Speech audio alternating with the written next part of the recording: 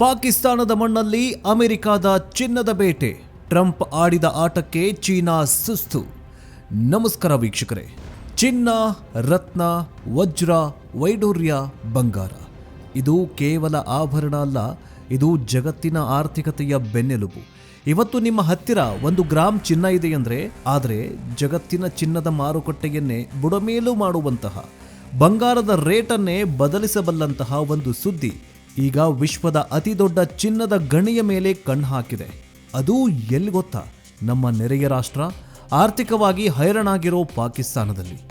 ಹೌದು, ಅಮೆರಿಕದ ಅಧ್ಯಕ್ಷ ಡೊನಾಲ್ಡ್ ಟ್ರಂಪ್ ಅವರು ಪಾಕಿಸ್ತಾನದ ಬಲೂಚಿಸ್ತಾನ್ ಪ್ರಾಂತ್ಯದ ಮೇಲೆ ಒಂದು ದೊಡ್ಡ ಪ್ಲಾನ್ ಮಾಡಿದ್ದಾರೆ. ಅಲ್ಲಿರೋ ಮಣ್ಣಿನ ಕೆಳಗಡೆ ಸಾವಿರಾರು ಟನ್ ಗಟ್ಟಲೆ ಚಿನ್ನ, ಬೆಳ್ಳಿ ಮತ್ತು ತಾಮ್ರ ಅಡಗಿದೆಯಂತೆ. ಒಂದು ಕಡೆ ಚೀನಾ ಈಗಾಗಲೇ ಅಲ್ಲಿಗೆ ಲಗ್ಗೆ ಇಟ್ಟಾಗಿದೆ. ಈಗ ಅಮೆರಿಕ ಎಂಟ್ರಿ ಕೊಟ್ಟಿದೆ. ಅಸಲಿಗೆ ಏನಿದು ಪ್ರಾಜೆಕ್ಟ್ ವಾಲ್ಟ್? ಟ್ರಂಪ್ ಅವರ ಈ ನಿರ್ಧಾರದಿಂದ ಚಿನ್ನದ ಬೆಲೆ ಏನಾಗತ್ತೆ? ಪಾಕಿಸ್ತಾನದ ಆ ಮರುಭೂಮಿಯಲ್ಲಿ ಅಡಗಿರೋ ನಿಧಿಯ ಮೌಲ್ಯ ಎಷ್ಟು ಗೊತ್ತಾ? ಬನ್ನಿ ಇಂದಿನ ಈ ಎಕ್ಸ್ಕ್ಲೂಸಿವ್ ವಿಡಿಯೋದಲ್ಲಿ ಜಗತ್ತಿನ ಕಣ್ಣು ಕುಕ್ತಾ ಇರುವ ಆ ಬಂಗಾರದ ನಿಕ್ಷೇಪದ ರಹಸ್ಯವನ್ನು ಭೇದಿಸೋಣ.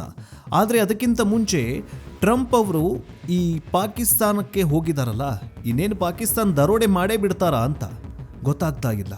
ನಿಮ್ಮ ಅನಿಸಿಕೆ ಏನು? ಪಾಕಿಸ್ತಾನವೂ ಕೂಡ ವಿಶ್ವದ ಶ್ರೀಮಂತ ರಾಷ್ಟ್ರಗಳ ಪಟ್ಟಿಯಲ್ಲಿ ಸೇರಿಕೊಳ್ಳುತ್ತೆ ಅಂತ ನಿಮಗೇನಾದರೂ ಅನಿಸುತ್ತಾ? ಕಮೆಂಟ್ ಮೂಲಕ ತಿಳಿಸಿ. ಅವ್ರಿಗೆ ಎಷ್ಟೇ ಏನೇ ಕೊಟ್ಟರು ಕೂಡ ನಾಯಿ ಬಾಲ ಡೊಂಕದ ಡೊಂಕೆ ಅಂತ ಹೇಳ್ತೀವಲ್ಲ, ಹಾಗೆ ನೀವೆಷ್ಟೇ ಕೋಟಿ ಕೊಡಿ, ನೀವೇನೇ ಮಾಡಿ, ಅವರು ಭಯೋತ್ಪಾದನೆಯನ್ನು ಬಿಡಲ್ಲ, ಉಗ್ರರ ಫ್ಯಾಕ್ಟ್ರಿಗಳನ್ನು ಕ್ಲೋಸ್ ಮಾಡೋದಂತೂ ಬಿಡೋದಿಲ್ಲ. ಈ ಬಗ್ಗೆ ನಿಮಗೇನು ಅನಿಸುತ್ತೆ? ಕಮೆಂಟ್ ಬಾಕ್ಸ್ನಲ್ಲಿ ತಿಳಿಸಿ. ಬನ್ನಿ ವಿಡಿಯೋವನ್ನು ಶುರು ಮಾಡೋಣ. ವೀಕ್ಷಕರೇ, ಮೊದಲಿಗೆ ನಾವು ಆ ಜಾಗದ ಬಗ್ಗೆ ತಿಳಿದುಕೊಳ್ಳಲೇಬೇಕು. ಪಾಕಿಸ್ತಾನದ ನೈಋತ್ಯ ಭಾಗದಲ್ಲಿರೋ ಬಲೂಚಿಸ್ತಾನ್ ಪ್ರಾಂತ್ಯ ಮೇಲ್ನೋಟಕ್ಕೆ ನೋಡಿದರೆ ಬರಡು ಭೂಮಿ. ಅಲ್ಲಿ ಹಸಿರು ಕಾಣೋದೇ ಕಷ್ಟ. ಕುಡಿಯೋದಕ್ಕೆ ನೀರಿಲ್ಲ, ಸರಿಯಾದ ರಸ್ತೆಗಳಿಲ್ಲ, ಜನಜೀವನ ತುಂಬಾ ಕಷ್ಟಕರವಾಗಿರುತ್ತೆ. ಅಲ್ಲಿ ಮರಳು ಅದೇ ಜೀವನ. ಅಲ್ಲಿನ ಬೆಟ್ಟ ಗುಡ್ಡಗಳನ್ನು ನೋಡಿದರೆ ಇಲ್ಲಿ ಏನಿರ್ಲಿಕ್ಕೆ ಸಾಧ್ಯ ಅಂತ ನಿಮ್ಗನ್ಸುತ್ತೆ. ಆದರೆ ಮುಖ ನೋಡಿ ಮಣೆ ಹಾಕಬಾರ್ದು ಅನ್ನೋ ಗಾದೆ ಮಾತು ಇದಕ್ಕೆ ಸರಿಯಾಗಿ ಹೊಂದುತ್ತೆ. ಆ ಒಣಭೂಮಿಯ ಆಳದಲ್ಲಿ ಇಡೀ ಪ್ರಪಂಚವನ್ನೇ ಶ್ರೀಮಂತಗೊಳಿಸುವಷ್ಟು ಖನಿಜ ಸಂಪತ್ತು ಒಡಗಿದೆ. ಅದಕ್ಕೆ ಈ ಜಾಗವನ್ನು ನಿಧಿಗಳ ನಾಡು ಅಂತ ಕರೆಯೋದು. ವಿಜ್ಞಾನಿಗಳ ಪ್ರಕಾರ ಬಲೂಚಿಸ್ತಾನದ ಮಣ್ಣಿನ ಅಡಿಯಲ್ಲಿ ಕೇವಲ ಚಿನ್ನ ಮಾತ್ರವಲ್ಲ, ಬೆಳ್ಳಿ, ತಾಮ್ರ, ಕಬ್ಬಿಣ ಮತ್ತು ಇಂದಿನ ಟೆಕ್ನಾಲಜಿ ಜಗತ್ತಿಗೆ ಬೇಕಾದ ಅತ್ಯಂತ ಅಪರೂಪದ ರೇರ್ ಅರ್ತ್ ಎಲಿಮೆಂಟ್ಸ್ ರಾಶಿ ಬಿದ್ದಿದೆ. ಇಲ್ಲಿನ ರೆಕೋರ್ಡಿಕ್ ಅನ್ನೋ ಜಾಗ ಇದೆಯಲ್ಲ, ಇದು ಜಗತ್ತಿನ ಅತಿ ದೊಡ್ಡ ಚಿನ್ನ ಮತ್ತು ತಾಮ್ರದ ಗಣಿಗಳಲ್ಲಿ ಒಂದಾಗಿದೆ. ಅಂದಾಜಿನ ಪ್ರಕಾರ ಇಲ್ಲಿ 5.9 ಬಿಲಿಯನ್ ಟನ್ ಅದಿರು ಇದೆ. ಅದರಲ್ಲಿ 41.5 ಮಿಲಿಯನ್ ಔನ್ಸ್ ಅಷ್ಟು ಶುದ್ಧ ಚಿನ್ನ ಇದೆ ಅಂತ ಹೇಳಲಾಗ್ತಾ ಇದೆ. ಊಹೆ ಮಾಡಿಕೊಳ್ಳಿ, ಇಷ್ಟು ಚಿನ್ನ ಹೊರಗಡೆ ಬಂದರೆ ಏನಾಗಬಹುದು ಅಂತ. ವೀಕ್ಷಕರೇ, ಈ ರೆಕೋರ್ಡಿಕ್ ಅಂತಂದ್ರೆ ಬಲೂಚಿ ಭಾಷೆಯಲ್ಲಿ ಮರಳಿನ ಗುಡ್ಡ ಅಂತರ್ಥ. ಆದರೆ ಇದು ಸಾಧಾರಣ ಮರಳಲ್ಲ, ಚಿನ್ನದ ಮರಳು. ಇದಿರೋದು ಚಾಗೈ ಪರ್ವತ ಶ್ರೇಣಿಯಲ್ಲಿ. ಈ ಪರ್ವತಗಳು ಅಫ್ಘಾನಿಸ್ತಾನದ ಗಡಿಯೊಳಗೂ ಕೂಡ ಹಬ್ಬಿವೆ. ಭೂಗರ್ಭ ವಿಜ್ಞಾನಿಗಳ ಪ್ರಕಾರ ಇದೊಂದು ಜ್ವಾಲಾಮುಖಿ ಸರಪಳಿಯ ಭಾಗ, ಅಂದರೆ ವೋಲ್ಕ್ಯಾನಿಕ್ ಬೆಲ್ಟ್ ಅಂತ ಹೇಳಲಾಗತ್ತೆ. ಸಾಮಾನ್ಯವಾಗಿ ಇಂಥ ಜಾಗಗಳಲ್ಲಿ ಭೂಮಿಯ ಆಳದಿಂದ ಬಂದಂತಹ ಬೆಲೆಬಾಳುವ ಲೋಹಗಳು ಶೇಖರಣೆಯಾಗತ್ವೆ. ಇಲ್ಲಿ ಟ್ರಂಪ್ ಮತ್ತು ಅಮೆರಿಕದ ಕಣ್ಣು ಬರೀ ಚಿನ್ನದ ಮೇಲೆ ಮಾತ್ರ ಬಿದ್ದಿಲ್ಲ. ಅವರ ನಿಜವಾಗಿ ಟಾರ್ಗೆಟ್ ಬೇರೆನೇ ಇದೆ. ಅದುವೇ ತಾಮ್ರ ಮತ್ತು ಅಪರೂಪದ ಖನಿಜಗಳು.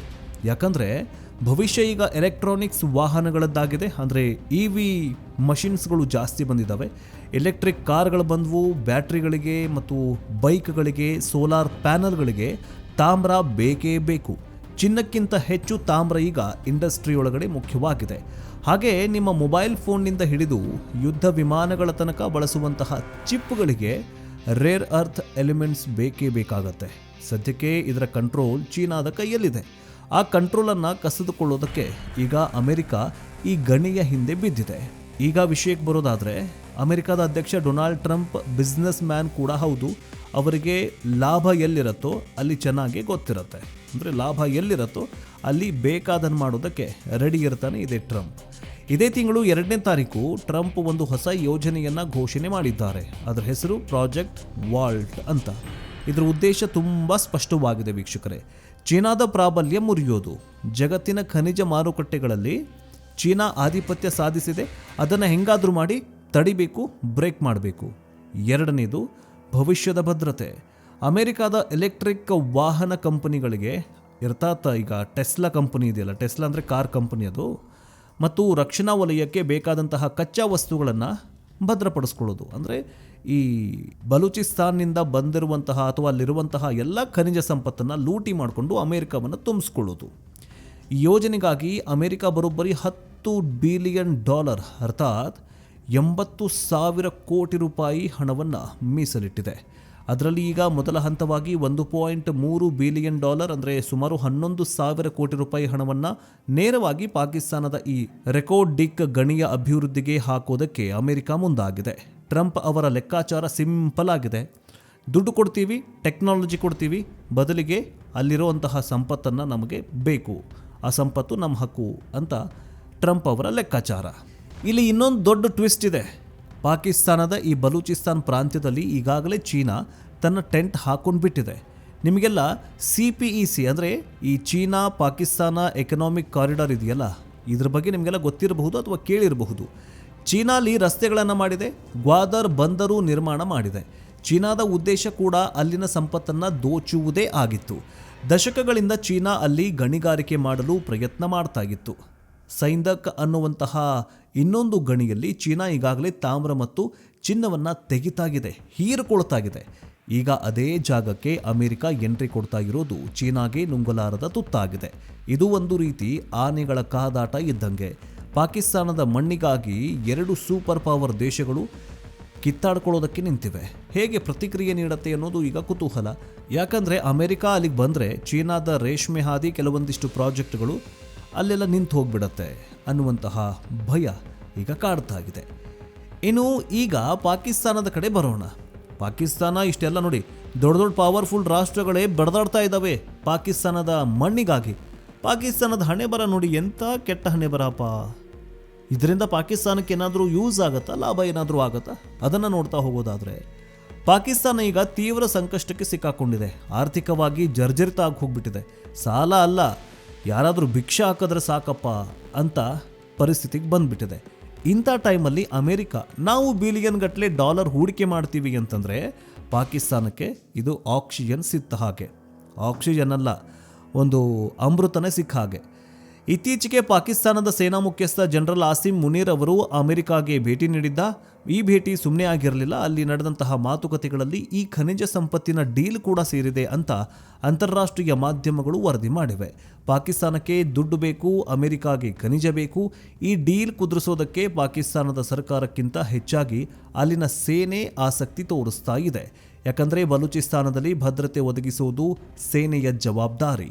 ಆದರೆ ಅಂದುಕೊಂಡಷ್ಟು ಸುಲಭವಾಗಿ ಇಲ್ಲಿ ಚಿನ್ನ ತೆಗೆಯುವುದಕ್ಕೆ ಆಗೋದಿಲ್ಲ, ಖಂಡಿತ ಆಗೋದಿಲ್ಲ.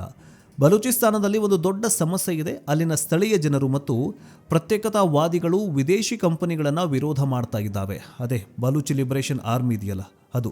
ನೋಡಿ, ಈ ಡೀಲ್ ಗೊತ್ತಾಗ್ತಾ ಇದ್ದ ಹಾಗೆ ಪಾಕಿಸ್ತಾನ ನಮ್ಮ ಹೆಸರು ಹೇಳ್ಕೊಂಡು ಅಥವಾ ನಮ್ಮ ನೆಲವನ್ನು, ನಮ್ಮದ ನೆಲದಲ್ಲಿರುವಂತಹ ಖನಿಜಗಳನ್ನು ಹೀರಿಕೊಂಡು ತಾನಂತೂ ನಮಗೆ ಅಭಿವೃದ್ಧಿ ಮಾಡಲಿಲ್ಲ, ಒಂದು ರೋಡ್ ಮಾಡಲಿಲ್ಲ. ಬಲೂಚಿಸ್ತಾನವನ್ನು ಹೆಂಗಿತ್ತು ಹಾಗೆ ಮತ್ತೆ ಹದಗೆಡಿಸ್ಬಿಟ್ಟಿದೆ, ಭ್ರಷ್ಟಾಚಾರ ಮಾಡಿದೆ. ಇನ್ನು ನಾವು ಬೇರೆ ಕಂಪನಿಗಳಿಗೆ ನಾವಿಲ್ಲಿ ಕೆಲಸ ಕೊಡೋದಿಲ್ಲ, ಈ ಕಂಪನಿಗಳಿಗೆ, ನಾನು ಬೇರೆ ವಿದೇಶಿ ಕಂಪನಿಗಳಿಗೆ ನಮ್ಮ ನೆಲವನ್ನು ನಾವು ಕೊಡೋದಿಲ್ಲ.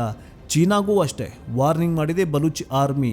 ಈಗಾಗಲೇ ಪಾಕಿಸ್ತಾನ ಮತ್ತು ಬಲೂಚಿಸ್ತಾನ ನಡುವೆ ದೊಡ್ಡ ಯುದ್ಧವೇ ನಡೀತಾ ಇದೆ. ಪ್ರತ್ಯೇಕವಾದಿಗಳು ಪ್ರತ್ಯೇಕ ದೇಶ ಬೇಕು ಅಂತ ಹೇಳ್ತಾ ಇದ್ದಾರೆ. ಪಾಕಿಸ್ತಾನಕ್ಕೆ ಈಗ ಅನುಕೂಲಾರದ ತುತ್ತಾಗಿದೆ. ಒಂದು ಕಡೆ ದುಡ್ಡಿಲ್ಲ, ದೇಶ ನಡೆಸಬೇಕು, ಲೂಟಿ ಮಾಡಬೇಕು ಎಲ್ಲಿಂದಾದರೂ. ಅಮೆರಿಕ ಸುಮ್ಮನೆ ಸಾಲ ಕೊಡೋದಿಲ್ಲ, ನಾವೇನಾದರೂ ಅಡ ಇಡಬೇಕು. ಈಗ ಶಹಬಾಜ್ ಶರೀಫು ಬಲೂಚಿಸ್ತಾನನ್ನೇ ಅಡ ಇಡೋಕ್ಕೆ ಹೋಗ್ತಿದ್ದ. ಆ ವಿಷಯ ಬಲೂಚಿ ಲಿಬರೇಷನ್ ಆರ್ಮಿ ಗೊತ್ತಾಗಿ ಎಲ್ಲರನ್ನ ಹೊಡೆದುರುಳಿಸಿದೆ. 200-300 ಜನ ಸೈನಿಕರನ್ನು, ಪಾಕಿಸ್ತಾನಿ ಸೈನಿಕರನ್ನು ಒಂದೇ ದಿನ ಹೊಡೆದುರುಳಿಸಿದ್ದಾರೆ.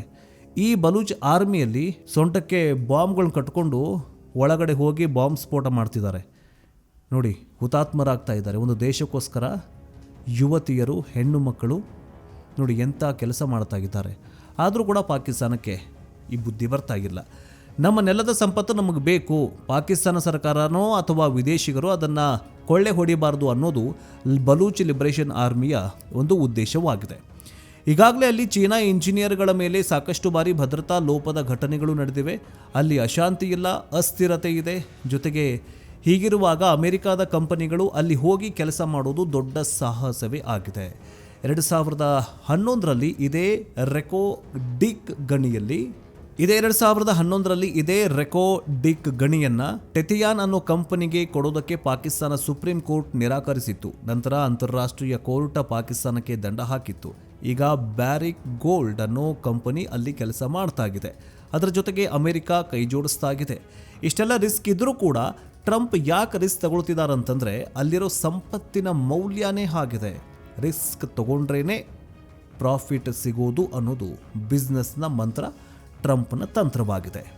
ಕೊನೆಯದಾಗಿ ಇದು ನಮಗೆ ಮತ್ತು ನಿಮಗೆ ಹೇಗೆ ಸಂಬಂಧ ನೋಡಿ. ಯಾವಾಗ ಮಾರುಕಟ್ಟೆಗೆ ಅಪಾರ ಪ್ರಮಾಣದ ಚಿನ್ನನೋ ಅಥವಾ ತಾಮ್ರ ಪೂರೈಕೆಯಾಗತ್ತೋ ಆಗ ಅದರ ಬೆಲೆಗಳ ಮೇಲೆ ಪರಿಣಾಮ ಬೀರಬಹುದು. ಆದರೆ ಗಣಿಗಾರಿಕೆ ಮಾಡಿ ಚಿನ್ನ ಹೊರಗಡೆ ತೆಗೆಯೋದಕ್ಕೆ ಇನ್ನೂ 5-6 ವರ್ಷಗಳು ಬೇಕಾಗಬಹುದು. ಆದರೆ ಅಮೆರಿಕದ ಈ ಒಂದು ಘೋಷಣೆ ಹೂಡಿಕೆದಾರರಲ್ಲಿ ಒಂದು ಸಂಚಲನ ಮೂಡಿಸಿದೆ. ಚಿನ್ನದ ಬೆಲೆ ಇತ್ತೀಚೆಗೆ ಏರಿಳಿತವಾಗ್ತಾ ಇದೆ. ಅಮೆರಿಕ ಡಾಲರ್ ಸ್ಟ್ರಾಂಗ್ ಆದರೆ ಚಿನ್ನದ ಬೆಲೆ ಇಳಿಕೆಯಾಗುತ್ತೆ. ಈ ಪ್ರಾಜೆಕ್ಟ್ ವಾಲ್ಟ್ ಮೂಲಕ ಅಮೆರಿಕ ತನ್ನ ಆರ್ಥಿಕತೆಯನ್ನ ಮತ್ತಷ್ಟು ಗಟ್ಟಿಗೊಳಿಸೋದಕ್ಕೆ ನೋಡ್ತಾ ಇದೆ. ಇನ್ನೊಂದು ಕಡೆ ಅಪರೂಪದ ಖನಿಜಗಳು ಸಿಕ್ಕರೆ ಎಲೆಕ್ಟ್ರಾನಿಕ್ಸ್ ವಸ್ತುಗಳ ಬೆಲೆ ಕಡಿಮೆಯಾಗಬಹುದು, ಎಲೆಕ್ಟ್ರಿಕ್ ಕಾರುಗಳು ಅಗ್ಗವಾಗಬಹುದು. ಒಟ್ನಲ್ಲಿ ವೀಕ್ಷಕರೇ, ಪಾಕಿಸ್ತಾನದ ಬಂಜರು ಭೂಮಿ ಈಗ ಜಾಗತಿಕ ರಾಜಕೀಯದ ಚದುರಂಗದ ಆಟದ ಮೈದಾನವಾಗಿದೆ. ಒಂದು ಕಡೆ ಡ್ರ್ಯಾಗನ್ ಚೀನಾ, ಇನ್ನೊಂದು ಕಡೆ ಹದ್ದಾಗಿ ಕುಗ್ತಾ ಇರುವ ಅಮೆರಿಕ, ಈ ನಡುವೆ ಸಾಲದ ಶೂಲದಲ್ಲಿ ಸಿಕ್ಕಿರುವ ಪಾಕಿಸ್ತಾನ. ಆ ಮಣ್ಣಿನ ಕೆಳಗಿರೋ ಬಂಗಾರ ಯಾರು ಪಾಲಾಗತ್ತೆ? ಟ್ರಂಪ್ ಅವರ ಈ ನಡೆ ಪಾಕಿಸ್ತಾನವನ್ನ ಹಿಂದಿಕ್ಕುತ್ತಾ ಅಥವಾ ಬಲೂಚಿಸ್ತಾನದ ಅಸ್ಥಿರತೆಯಲ್ಲಿ ಈ ಪ್ರಾಜೆಕ್ಟ್ ಕಮರಿ ಹೋಗುತ್ತಾ? ಇದನ್ನ ಕಾಲವೇ ಉತ್ತರಿಸಬೇಕಾಗಿದೆ. ಆದರೆ ಒಂದು ಮಾತು ಮಾತ್ರ ಸತ್ಯ, ಚಿನ್ನ ಅಂತಂದ್ರೆ ಬರೀ ಒಡವೆಯಲ್ಲ, ಅದು ಅಧಿಕಾರ. ಆ ಅಧಿಕಾರಕ್ಕಾಗಿ ದೊಡ್ಡನ್ನ ಎಂಥ ಆಟ ಬೇಕಾದರೂ ಆಡಬಹುದು ಅನ್ನೋದಕ್ಕೆ ಇದೇ ಸಾಕ್ಷಿ. ನಿಮಗೇನನ್ಸುತ್ತೆ? ಪಾಕಿಸ್ತಾನದ ಸಂಪತ್ತಿನ ಮೇಲೆ ಅಮೆರಿಕ ಬಳಸ್ಕೊಳ್ಳೋದು ಸರಿನಾ? ಇದರಿಂದ ಭಾರತದ ಮೇಲೆ ಏನಾದರೂ ಪ್ರಭಾವ ಆಗಬಹುದಾ? ನಿಮ್ಮ ಅನಿಸಿಕೆ ಏನು ಅಂತ ಕಮೆಂಟ್ ಬಾಕ್ಸ್ನಲ್ಲಿ ತಿಳಿಸಿ. ನೆಕ್ಸ್ಟ್ ಅಪ್ಡೇಟ್ನೊಂದಿಗೆ ಬೇಗ ವಾಪಸ್ ಬರ್ತೀವಿ. ಜೈ ಹಿಂದ್, ಜೈ ಕರ್ನಾಟಕ, ವಂದೇ ಮಾತರಂ.